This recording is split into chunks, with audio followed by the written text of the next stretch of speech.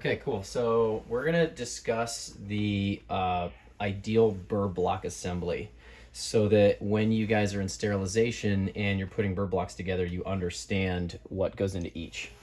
So usually these are packaged together because pretty much any surgery we're gonna do is gonna use both of these burr blocks. So let's talk about this yellow burr block first. Okay, that's great. Okay, so this is an ideal burr block setup. So what you have are these two stone green ones used for adjusting, occlusion or overhanging margins or something like that.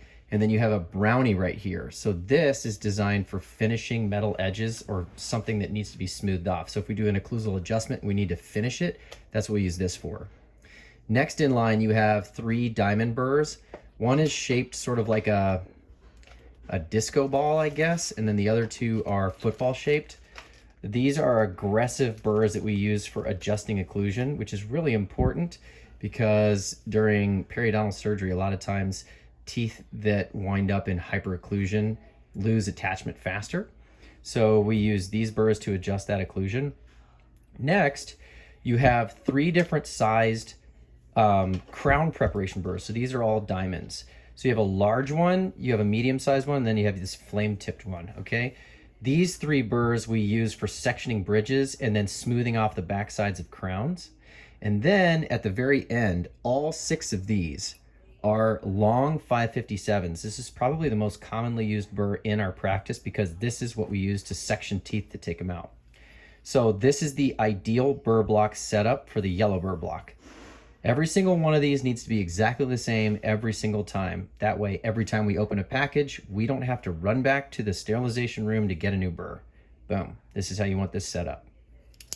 Okay, next is what we call the ocean bean burr block. So ocean bean's just named after another very famous periodontist, and he designed this kit. So in this kit, you've got several things. You've got an aggressive set of burrs. Notice they're labeled 4, 6, and 8. The 4 is the smallest, 6 is a medium, 8 is a large. These get used all the time in osseous surgery. Now, the same size burrs, a 4, a 6, and an 8, are located in front of it. But if you look closely, these are really aggressive, meaning that they have fewer flutes. The flute is the cutting edge on the actual burr. These have a lot of flutes. So if you want to cut something fast, you have fewer flutes, and if you want to cut something really slowly, you have more flutes. So this is my go-to burr right here for making the window for a lateral window sinus lift, because these 12 flutes and the large size of it make it really, really mild, meaning that I don't cut too fast because you want to shave real slow to get through the sinus. Next, you have this little burr right here, which is used almost 24/7. Every single surgery you're going to use this for perio.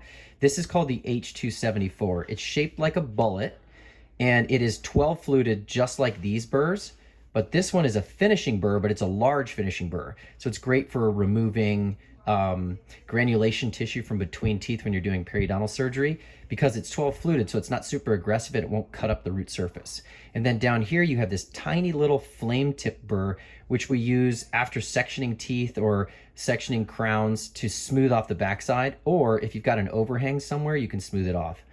Finally, you have these two end cutting burrs. So if you look really closely at these burrs, the sides are smooth. The only thing that cuts is this little tip here. And then you have an even smaller one here. These are used when you're bringing the bone level down around teeth, but you don't want to cut the teeth, because this smooth side allows you to rest it right up against the tooth and only cut that portion of bone that's below it. So these are two different crown lengthening burrs. You have a tall one and a small one. This is the ideal setup for the blue ocean bean burr block, which goes with the yellow one. Most of the time, both of these are going to come together. So this is the ideal setup for the blue one.